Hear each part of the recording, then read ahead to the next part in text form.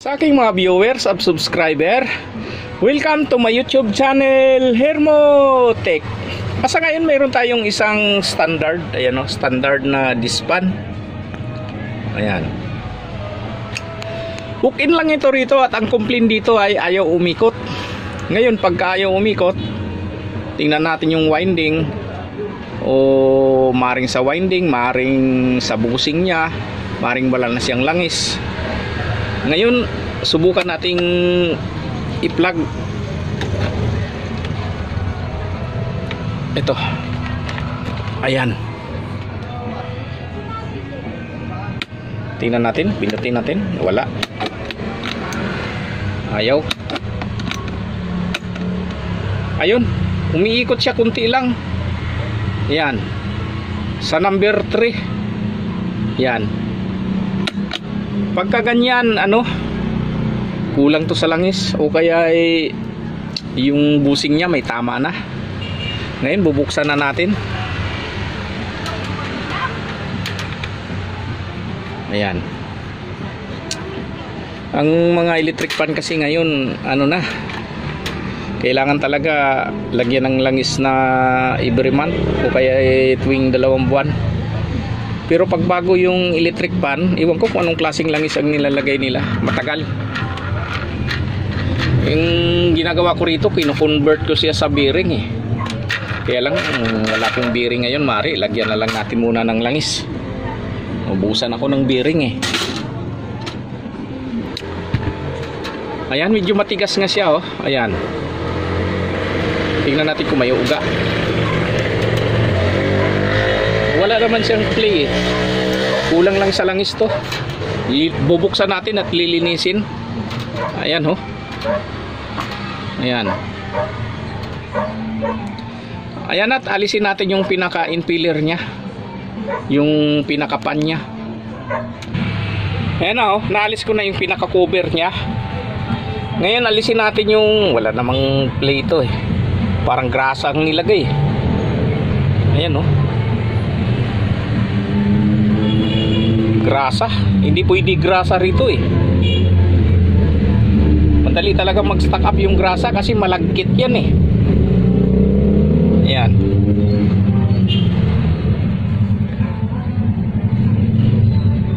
Ngayon ang gagawin natin ay kakalasin natin yung pinaka-stator nya para matanggal natin yung rotor at saka yung shafting, malinisan natin.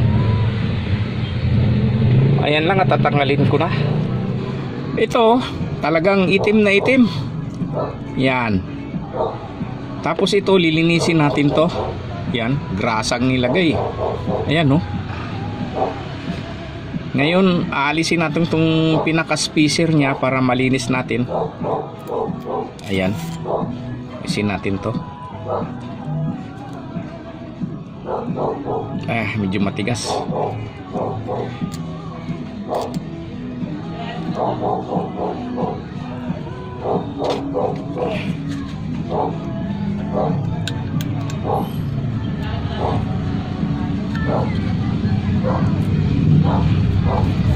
Ayan.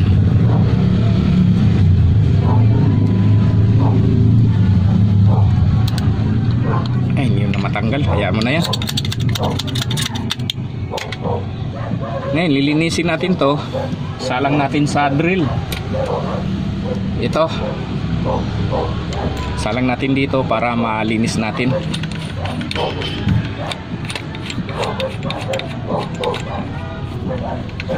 So paikutin natin yan. Tapos didiinan natin ng liha.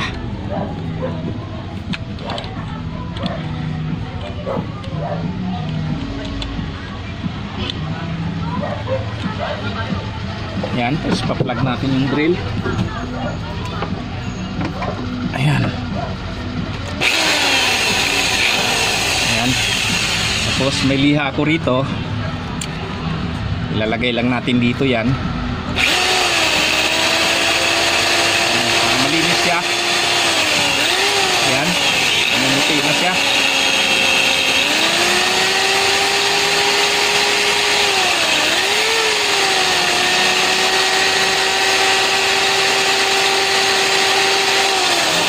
Sa kabila naman.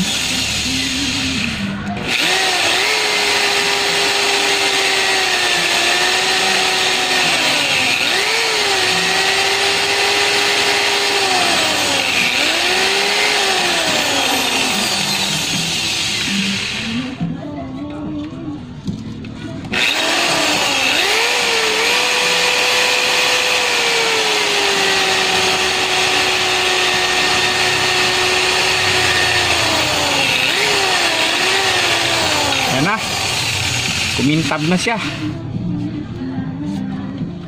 Ngayon tatanggalin na natin, tapos linisin natin yung mga spacer niya, tapos ibabalik.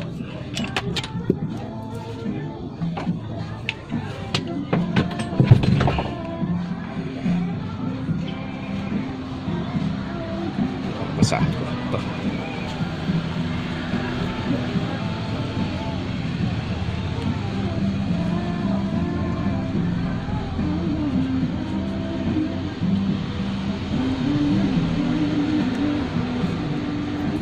Ayan, ganyan lang. Kasi pagka hindi mo nilinis at nilagyan mo lang uli ng langis, nandun pa rin yung dumi niya, hindi rin tatagal eh. Iikot nga siya pero mabilis mag-i-stack up na naman kasi nandito pa yung pinaka ano niya eh, pinaka dumi, yung langis na namuo, yung nanikit na. Ayan.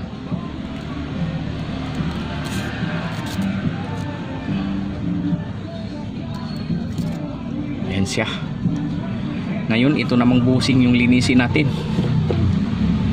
Tapos lagyan natin ng oil yan kasi may foam na dito yan eh, dito sa gilid. Nag-stack yung langis dito. Dito. Ngayon itong ating busing parang ano to eh, yung ngayon yung kaya niyang humigop ng langis dito. Napupunta rito yung buong busing niya na ano siya langis, yung parang kaya niyang ipasok yung langis dito sa shafting.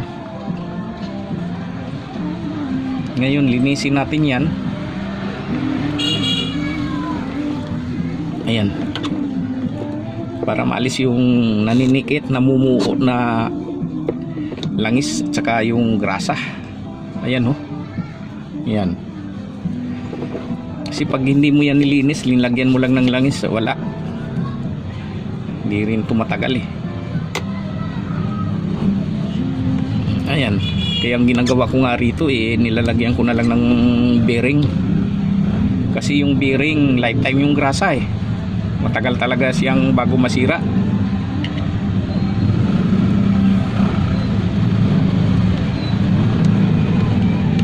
Ayan.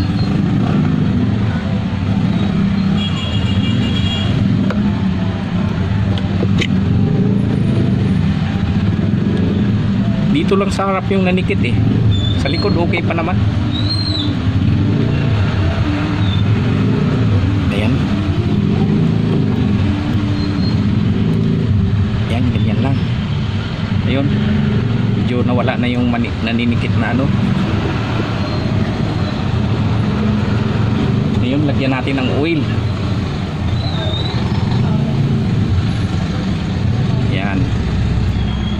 Meron yan dyang pinaka-stack ng langis eh, yung foam. Ayan. Tapos tusok-tusukin lang natin para pumasok sa loob yung pinakalangis niya. Ayan.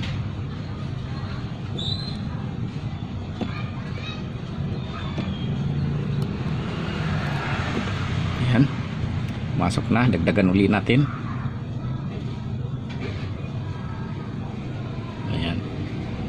Makakala nyo baby oil to, yung lagayan lang, pero langis talaga to. Ano to eh, yung ano ba to, yung hydraulic oil.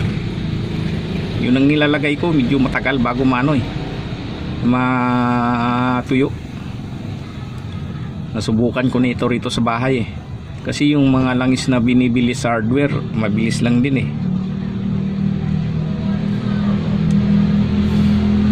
Siya.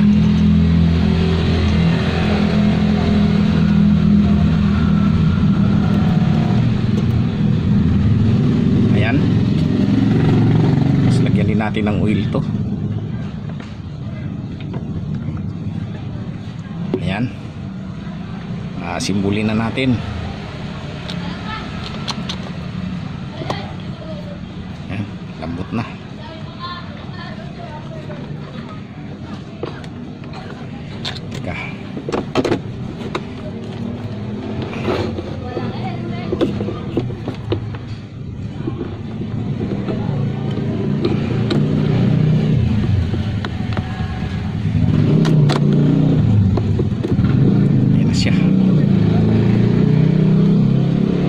natin yung mga bolt nya. Yan.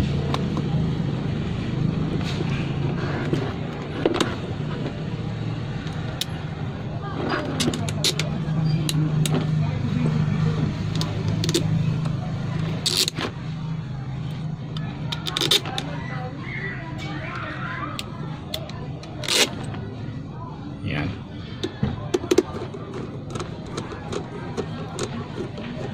Tapos bago natin isauli yung pinaka-cover niya, ay testing muna natin.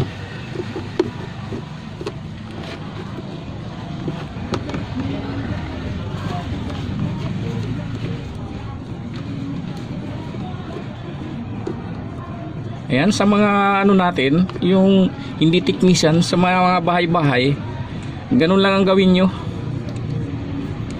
Kung tinatamad na kayo magbukas, buhusan nyo lang ng langis dito sa shafting. Papasok na rin yan.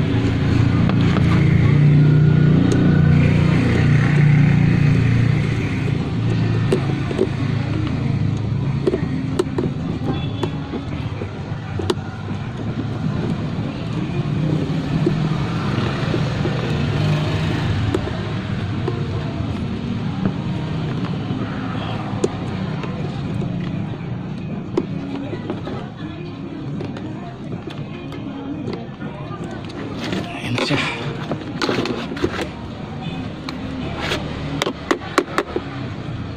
Ayan o. Yan, malambot na.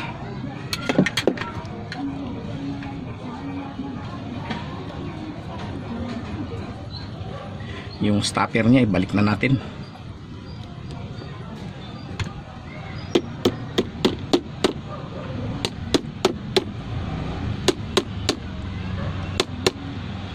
Ayan, pa-plug ko na. Tingnan natin kung okay na ba.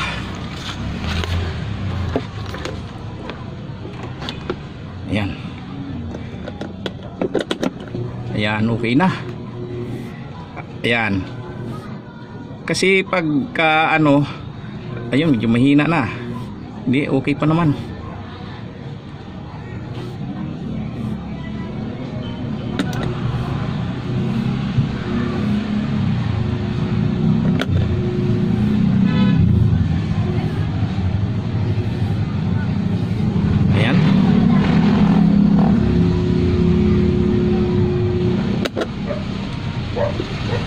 Wala pa namang clearance eh.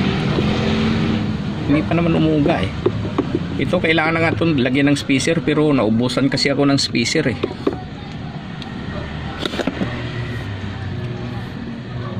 Ayan, okay naman.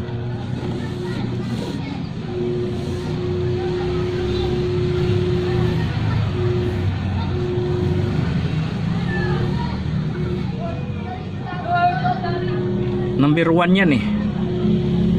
Kasi pagka pinigilan ko yan dito at hindi na umikot, ibig sabihin may tama na yung busing niya, sayad na. Ito okay pa naman eh. Ayan.